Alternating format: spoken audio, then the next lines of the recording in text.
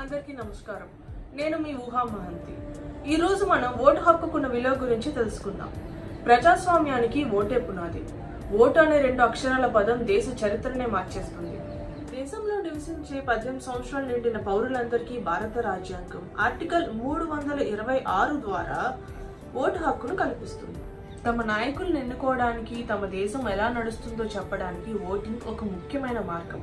ఇది ప్రజాస్వామ్య సమాజంలో స్వేచ్ఛను, స్వాతంత్ర్య భావనను సృష్టించడానికి సహాయపడుతుంది. సర్వస్వతంత్ర, లౌకిక, సామ్యవాద, సర్వసత్తాక దేశమైన అతిపెద్ద ప్రజాస్వామిక దేశం భారతదేశం. అలాంటి ప్రజాస్వామిక భారతదేశంలో ప్రతి ఒక్కరికి ఓటు ఒక వజ్రాయుధం. ఓటుకి ఎంత పవర్ ఉందో ప్రత్యేకంగా చెప్పనక్కర్లేదు. సామాన్యుల ఓట్లు మాత్రమే స్థానిక, ప్రాంతీయ, జాతీయ స్థాయిలో ఎవరు అధికారాన్ని చేపట్టాలో నిర్ణయిస్తాయి. తద్వారా దేశం విధానాలు, దిశను నిర్దేశిస్తాయి. కాబట్టి ఓటింగ్కి ఎంతో ప్రాధాన్యత ఉంది. కాలానుగుణంగా జనాభా అవసరాలు, ఆకాంక్షలు మారుతున్నందున దేశ భవిష్యత్తును చక్కగా తీర్చిదిద్దడంలో యువత ఓటింగ్ మరింత ఇంపార్టెంట్గా మారింది.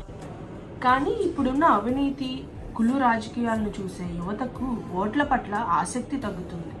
నేను ఒక్కరిని ఓటు వేయకపోతే ఏమవుతుంది, ఏం కాదులే అని చాలామంది భావిస్తున్నారు. కానీ నీటి చుక్కలన్నీ కలిస్తేనే కదా సముద్రం. అలాగే అందరూ ఓటు వేసినప్పుడే అది నిజమైన ప్రజాస్వామ్యం అవుతుంది. అందుకే యువతరం ఓటింగ్ ప్రక్రియలో పాల్గొనేలా, దేశ నిర్మాణంలో భాగస్వాములయ్యేలా ఎంకరేజ్ చేయాలి. 5 ఏళ్లకోసారి 1 గంట కేటాయిస్తే చాలు తమ తలరాతలు మార్చే ప్రతినిధిని ఎన్నుకోవచ్చన్న వాస్తవాన్ని గుర్తు చేయాలి. ఓటేసినప్పుడే ప్రజాప్రతినిధిని, ప్రభుత్వాన్ని నిలదీసే హక్కు ఉంటుందని తెలియజేయాలి. ఒకవేళ బరిలో నిలిచిన అభ్యర్థులు ఎవరు నచ్చకపోతే నోటా బటన్ నొక్కినా ఓటు హక్కు వినియోగించుకున్నట్టే అని చెప్పాలి.